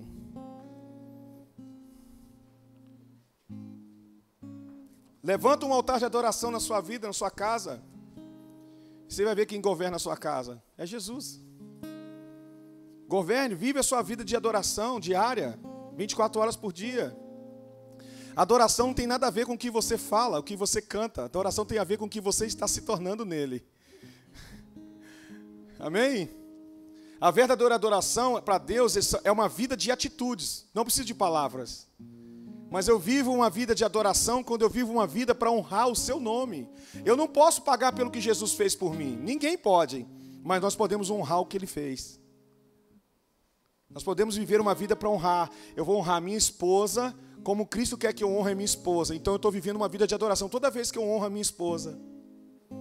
Quando eu estou passando pela rua e pode vir o outdoor que for, de sensualidade, a mulher que for, e meus olhos estão na minha esposa, eu estou honrando a Jesus e honrando a minha esposa. E quando eu honro a minha esposa, eu honro a Jesus. Quando eu dou uma palavra, eu tenho que cumpri-la. Então, por exemplo, eu dei uma palavra para um pastor lá de Sergipe, que eu vou amanhã lá em Campo Grande orar pela mãe dele. E eu vou, porque eu vou cumprir minha palavra.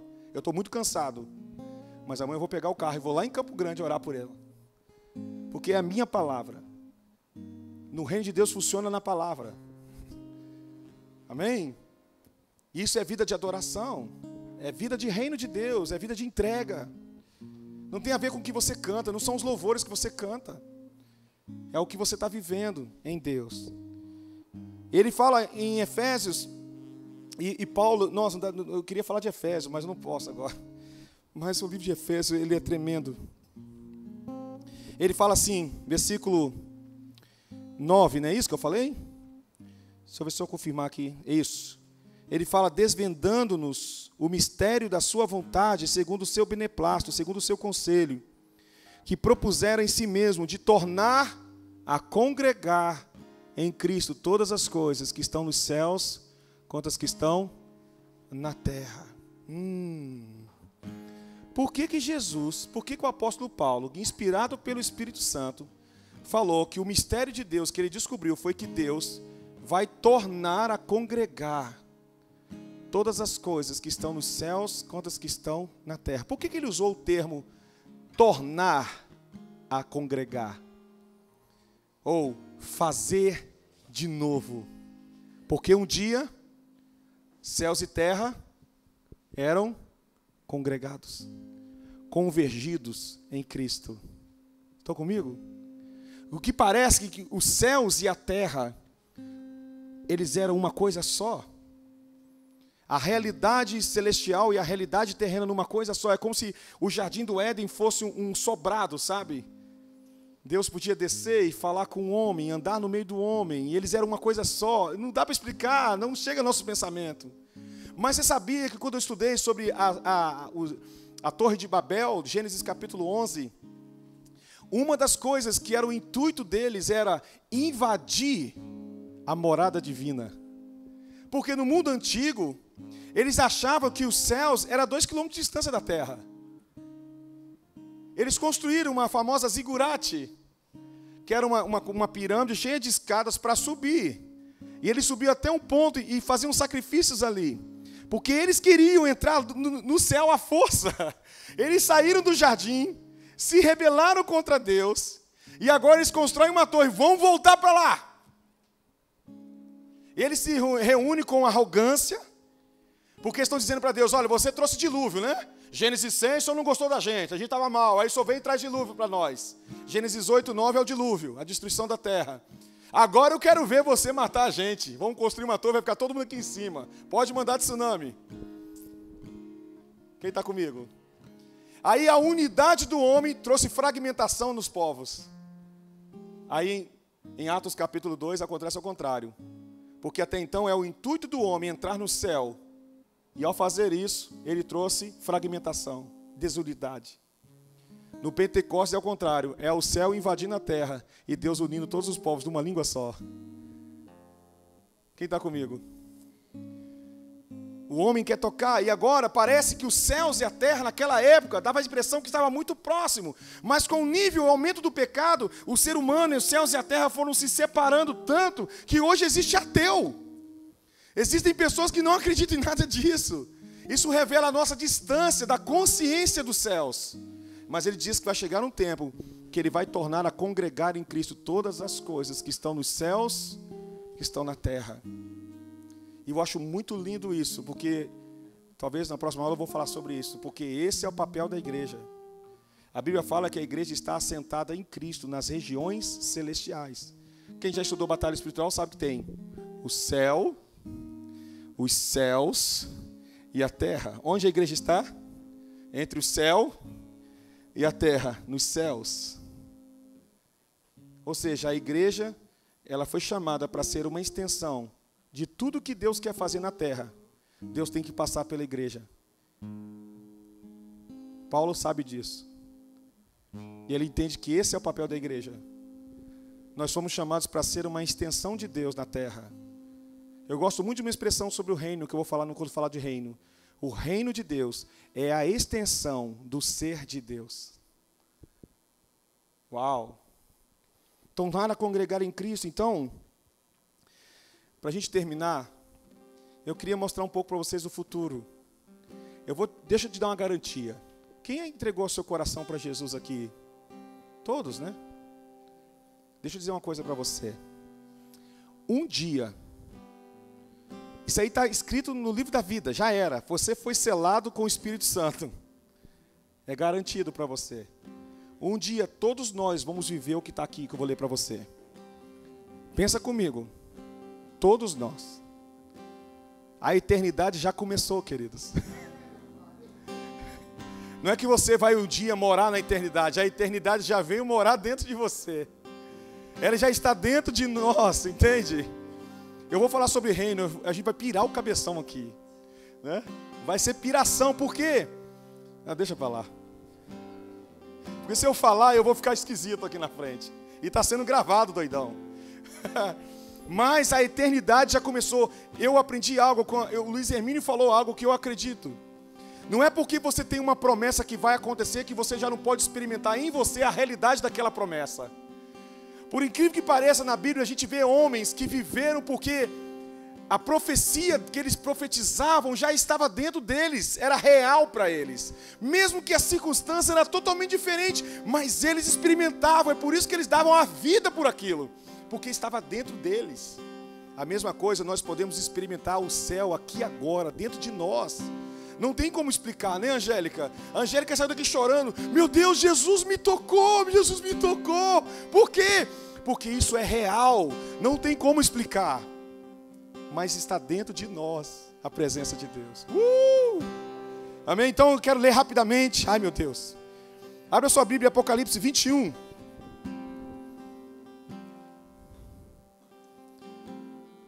Apocalipse 21. Apocalipse 19 fala da segunda vinda de Cristo. Depois você lê na sua casa. Apocalipse 20 fala do reino milenar, em que Cristo vai reinar sobre a terra. E Apocalipse 21 fala do novo céu e nova terra. Agora, olha o que diz Apocalipse 21. Quem quer experimentar um pouquinho do céu hoje? Na verdade, queridos, olha para mim. Eu tenho tanta coisa para falar, mas o tempo é meu inimigo, esse miserável desse tempo. Mas, uma vez, um cara no aeroporto, eu estava conversando com alguns pastores, ele falou assim, para mim, ele falou assim, não com arrogância, a gente estava discutindo, ele falou assim, cara, para mim, vocês crentes são tudo ultrapassados.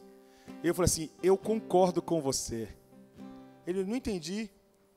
Porque, na verdade, santidade é a vida do futuro no presente. E eu lembrei da geração de Noé, corrupta. Casavam e davam-se casamentos, e revela que havia uma corrupção moral no casamento. Homens com várias mulheres, sexo, orgia, sabe? E Noé vivia como se fosse de uma outra geração. Cada um só tinha uma esposa. Então, santidade é para alguém que vive uma realidade que não é daquela geração. Noé, ele viveu como se tivesse uma geração superior a dele, ou superior no sentido de ser mais à frente que a dele. Ou seja, ele era um homem não daquele tempo. Entende? A geração de Noé, a família de Noé era uma família além do tempo, ou seja, nós somos ultrapassados, porque a minha santidade ultrapassa esse tempo. Eu sou marido de uma mulher só, eu a respeito, eu a honro. Que é totalmente diferente dessa geração corrupta, que não sabe valorizar a aliança, casa, no outro dia separa, como se não tivesse nada acontecendo. Não, eu sou do futuro, eu sou ultrapassado. Ele deu uma risada igual a minha agora. Assim, cara, vocês são muito doidos, mano. Nós somos ultrapassados. A igreja foi chamada para viver a vida que um dia será na terra, irmãos. Você acredita? Hoje você diz, Jesus Cristo é o Senhor da minha vida, mas vai chegar um dia que todo joelho se dobrará. Todo joelho se dobrará. E toda língua, presidente Trump, quem que você quiser, vai ter que dizer, Jesus Cristo é o Senhor. Mas nós já ultrapassamos esse tempo, já estamos dizendo. Bem-aventurados que não viram e creram. Está dentro de nós o reino de Deus. Não tem explicação, mano. Mas eu estou apaixonadinho por esse cara aí. Eu estou amando Jesus, entende? Eu fico até preocupado comigo. Acho que eu vou morrer de tanto amor. A gente vai viajar, a gente foi para Sergipe e ver pessoas sendo curadas de traumas. Jesus tocando senhores de idade, falando com uma pessoa de madrugada. Tem gente que nem dormiu à noite porque Jesus passeou no nosso meio.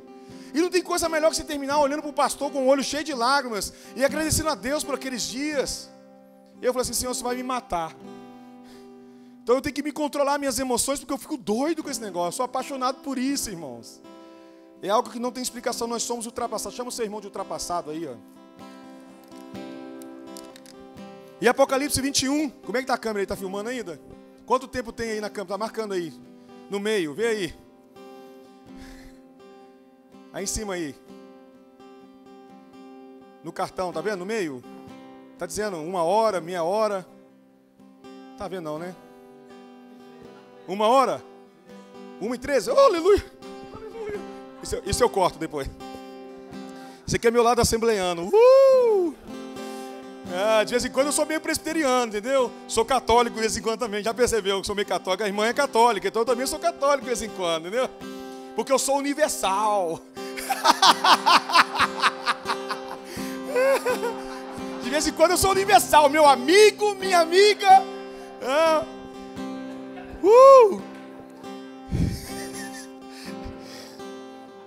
Apocalipse 21, do 3 ao 4 diz: E ouvi uma grande voz do céu que dizia: Eis aqui o tabernáculo de Deus com os homens, pois com eles habitará, e eles serão seu povo, e o mesmo Deus estará com eles, e será o seu Deus, e Deus limpará dos seus olhos toda lágrima, e não haverá mais morte, nem pranto, nem clamor, nem dor, porque já as primeiras coisas são passadas. Olha para mim.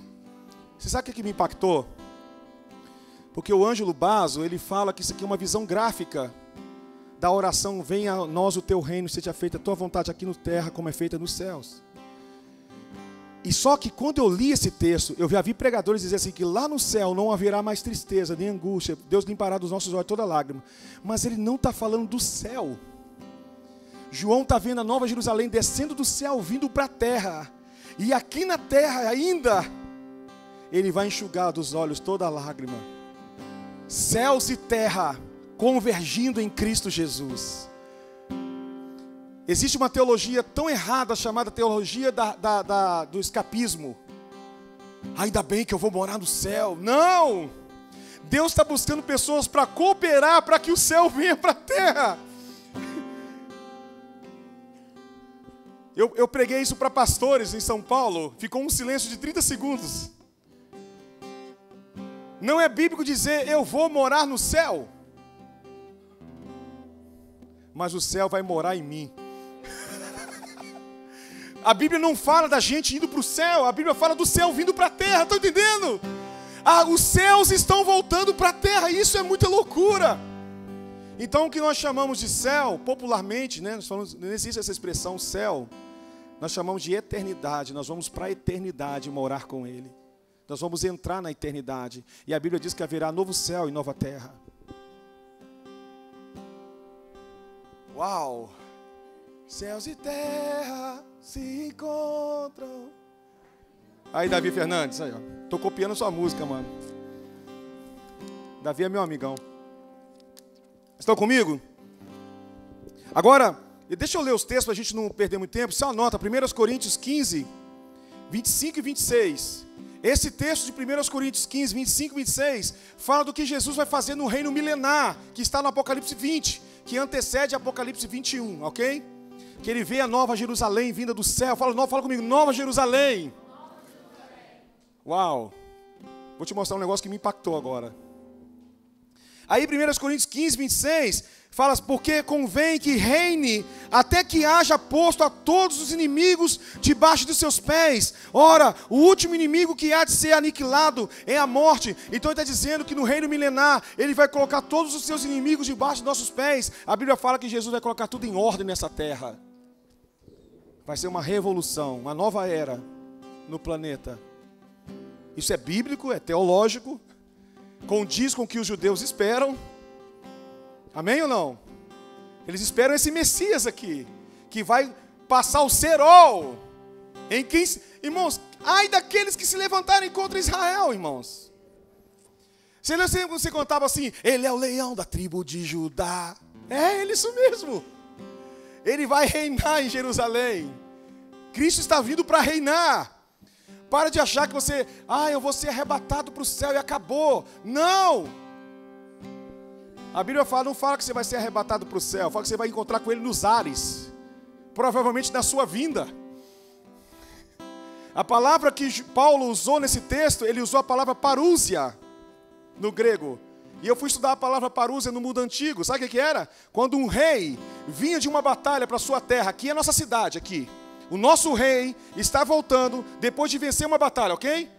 Aí na parúzia, o que era a parúzia? As pessoas da sua cidade que estavam domínio daquele rei, viam ele vindo e vinham em direção a ele, saindo da cidade correndo, para se encontrar com ele no caminho de volta para casa, para juntos a gente vir celebrar. Aí fala, abre-se os portais eternos para que entre o Rei da Glória. Arrebatamento da igreja é encontro da igreja com Cristo nos ares. Ele está vindo para reinar sobre a terra e viremos com Ele. Os que estiverem vivos serão arrebatados e quando estiverem com Ele vão se tornar parecidos com Ele. E os que estiverem mortos vão ressuscitar e vão receber Ele. Todos nós. Parúzia. Meu Deus do céu. Parúzia, é isso. Arrebatamento da igreja é isso. Aí outros falam assim, mas a Bíblia fala que ele virá como ladrão da noite. Você não leu o texto. O texto não diz isso. O texto diz que ele vem como ladrão da noite para aqueles que não estão percebendo, estão em trevas, estão olhando para o seu umbigo, buscando prosperidade. Mas tem um povo que Deus está libertando, e a Bíblia fala, o Espírito e a noiva estarão dizendo, vem, Senhor. Ou seja, uma igreja que está entendendo a volta de Jesus, está entendendo que estamos nos sinais dos tempos, e que nós devemos nos preparar para Ele. Ou seja, o que eu espero, determina como espero.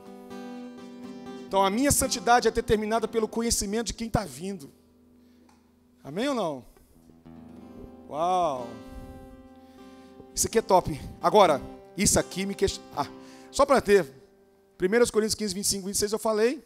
Aí ele fala Apocalipse 11, 15, que fala que o 7º anjo tocou a sua trombeta. Ou seja, em Apocalipse é o último anjo tocando trombeta, das 7 trombetas. E houve no céu grandes vozes que diziam, os reinos do mundo vieram a ser de nosso Senhor e do seu Cristo, e Ele reinará para todo o sempre.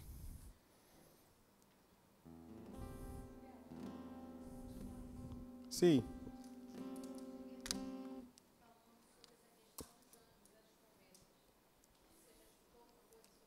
Sim, eu estudei Apocalipse.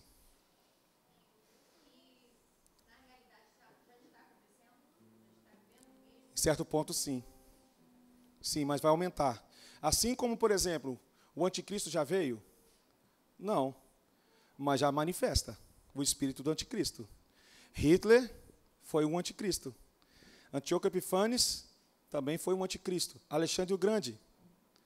Então você vai ver que isso só vai aumentando os sinais. Pô, não dá para estudar isso aqui, senão eu tenho que dar uma escola sobre Apocalipse, que é o que eu gosto. Mas a gente vai percebendo que cada geração viveu os sinais do fim dos tempos. Por isso que muitos pensavam que Jesus voltava naquela época, entende? Estão comigo? Então o Nero foi tratado como um anticristo, o Papa não sei o quê, e vai essas histórias todas. Por quê? Porque para cada geração ela profetiza uma outra geração. Ela vai profetizando, mas vai chegar um tempo que isso vai aumentar a uma escala que Jesus falou assim, a geração que vê todas essas coisas. Ele está falando que não vai ser só uma coisa local, mas a toda a terra, quando esses sinais acontecer, a todo o mundo será o fim. Estão entendendo? Beleza, então, para continuar, ele fala, Hebreus 11, agora, olha isso aqui. Não, olha isso aqui, mano. Isso aqui que me chamou a atenção. Estão comigo? Eu poderia passar a noite toda, né? Hebreus 11, 9 a 10. Olha isso aqui. Quando ele está falando dos heróis da fé, não é isso? Falando sobre fé. Ele começa falando sobre fé. Hebreus capítulo 11 é o capítulo da fé. E ele fala assim, pela fé, habitou na terra da promessa. Está falando de quem? Abraão.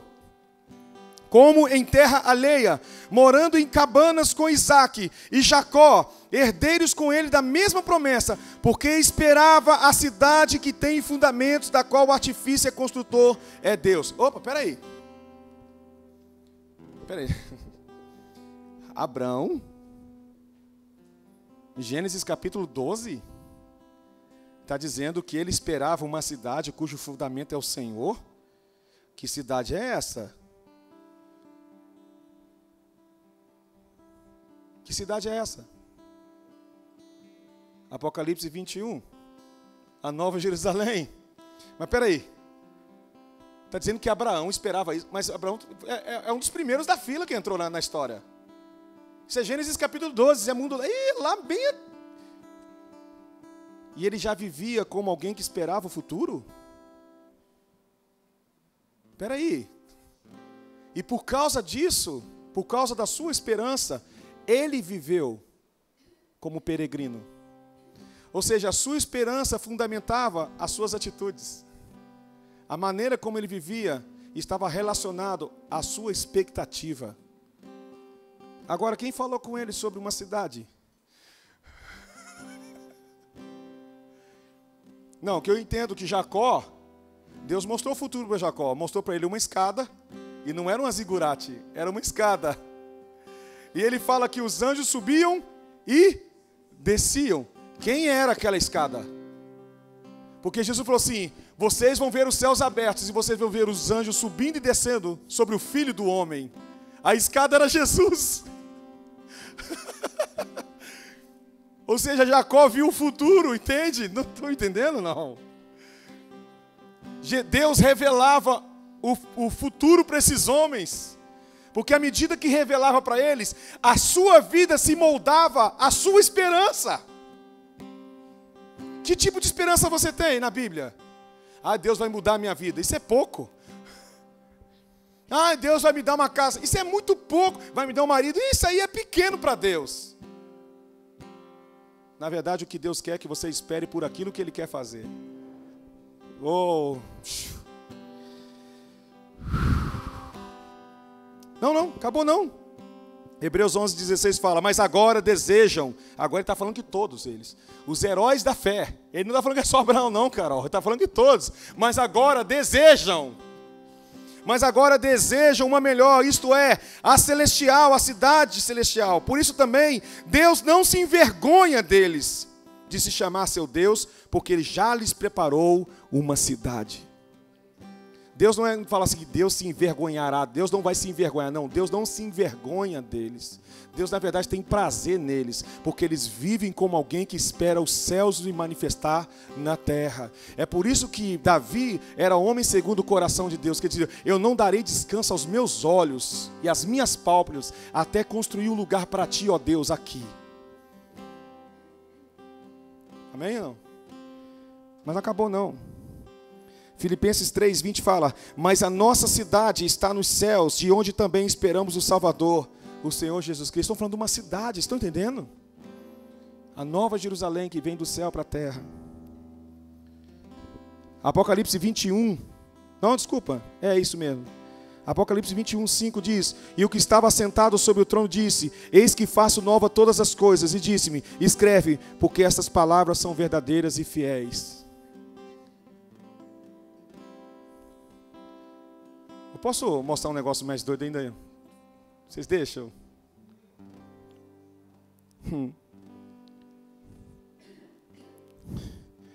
Abra sua Bíblia, Apocalipse 22, por favor, do 1 ao 3.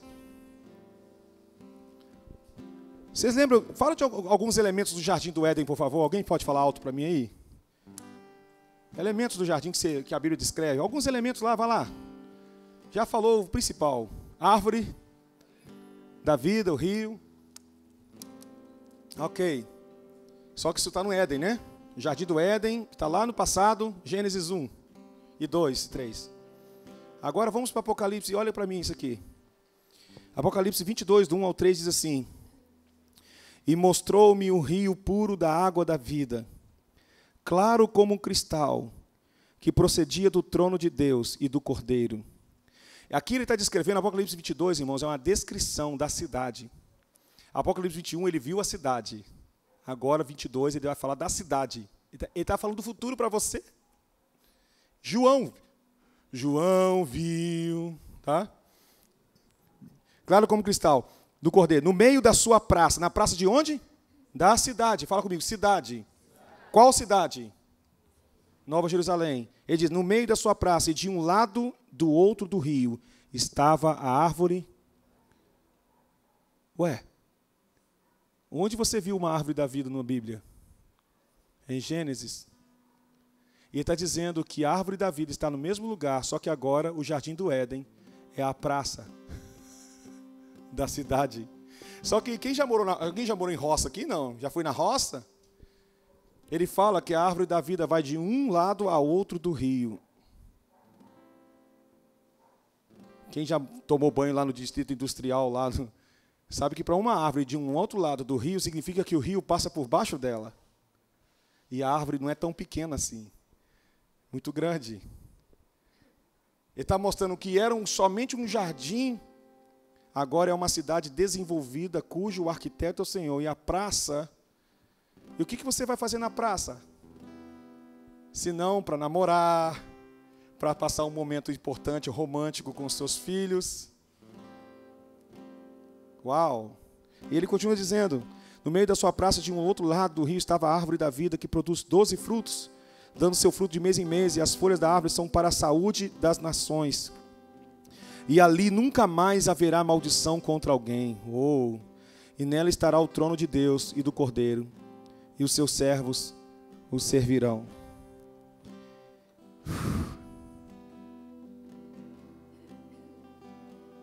Mateus 6, 19, 21, estou terminando. Só vou ler mais 2 textos com vocês. Qual é a sua expectativa? que você espera? Hoje eu recebi no zap um rapaz que levou um tiro na cabeça. Estava sangrando o corpo todo. Isso foi meu pai que mandou esse vídeo para mim. E o policial que atirou nele, eu acho, começou a pregar o evangelho para ele. E ele falou assim, você quer aceitar Jesus? Olha para mim. E o cara olhando assim, você vai me matar? Não, não, olha para mim. Você quer aceitar Jesus como Senhor da sua vida? Eu quero. Então diz comigo, Senhor Jesus, perdoa os meus pecados. Senhor Jesus, com um tiro na cabeça. Perdoa os meus pecados, Senhor. E ele passando aquele sangueira no corpo. Então eu falei, eu aceito Jesus como Senhor da minha vida. Eu aceito Jesus como Senhor da minha vida. Oh, Deus, me perdoe. E morreu. Como é que fica o coração da gente quando vê um jovem? Porque quem é pai, dói mais. E eu fiquei com meu coração apertado, sabe? E a promessa bíblica é que um dia isso tudo vai acabar. Todo o sofrimento vai acabar. As guerras vão acabar. Eles vão transformar armas e guerras em arados. O leão habitará junto com o cordeiro. Não vai mais haver desunidade. Vai haver uma harmonia no planeta. Essa é a promessa bíblica. Deus não só vai restaurar o homem, vai restaurar toda a humanidade. Então não importa se o Brasil está em crise, não importa. A promessa é que a glória de Deus encherá toda a terra. Como as águas cobrem o mar. E nós precisamos viver a vida de acordo com o que a Bíblia diz, não de acordo com o que o mundo está dizendo. A nossa expectativa tem que ser nele. Esses homens, muito antes de nós, viviam nessa expectativa dessa cidade, desse novo tempo, entende? Que João conseguiu ver. Eu imagino quando João voltou dessa experiência do céu, assim, cara, por favor, deixa eu lá, por favor, não deixa eu sair. Não, eu não quero voltar para cá. E ele não morreu na ilha de Patmos, você sabia disso, né? João morreu de velhice. Morreu com 100 e poucos anos. Ele escreveu o seu livro com quase 100 anos já, no ano 100 depois de Cristo, no ano 90 e pouco.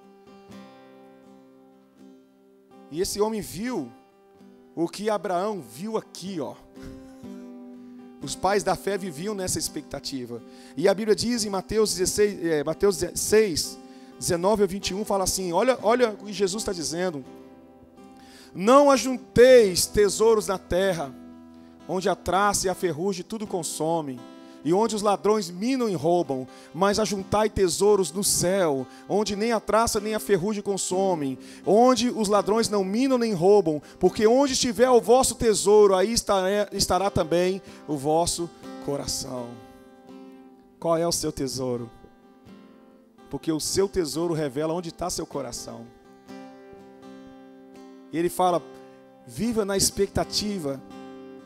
Para de criar a sua vida como se você fosse viver essa vida terrena.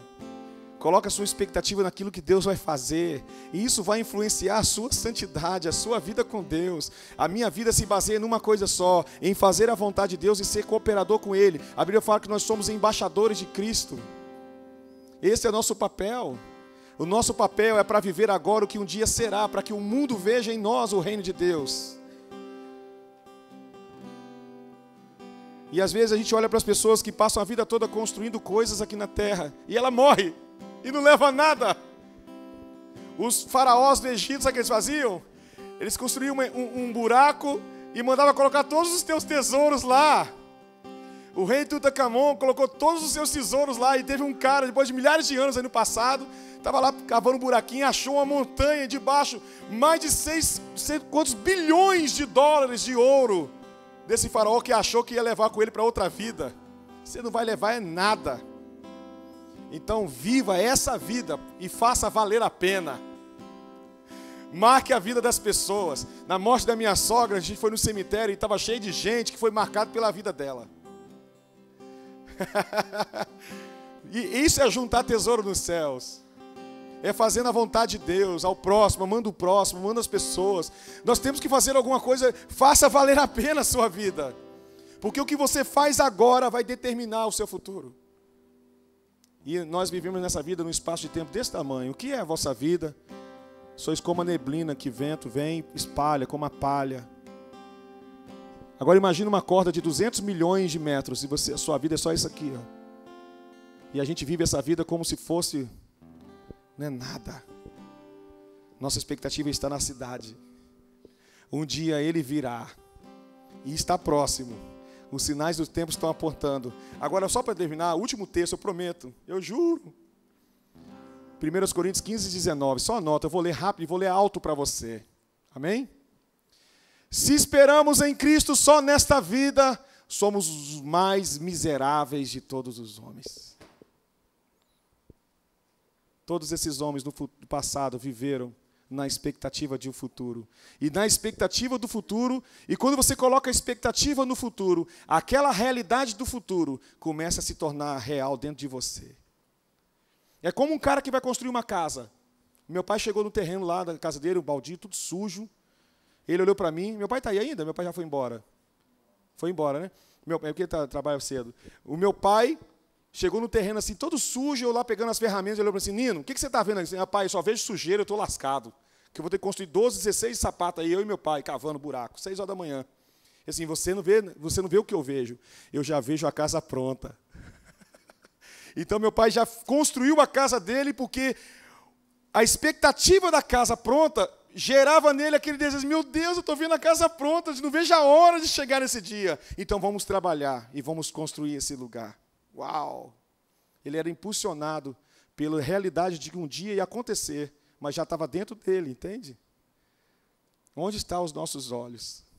Onde está seu coração?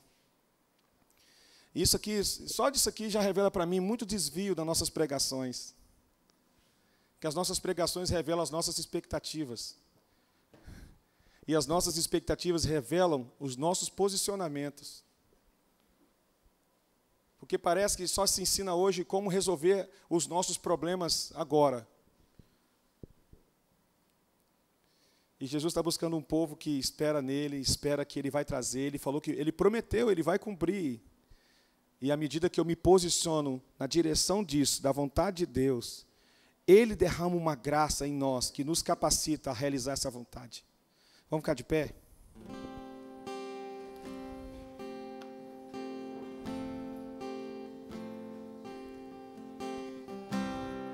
Fala para o seu irmão, você vai morar nessa cidade. Ou se estiver morando lá, fala, me dá o localizador que eu quero tomar um café na sua casa. Pode ligar.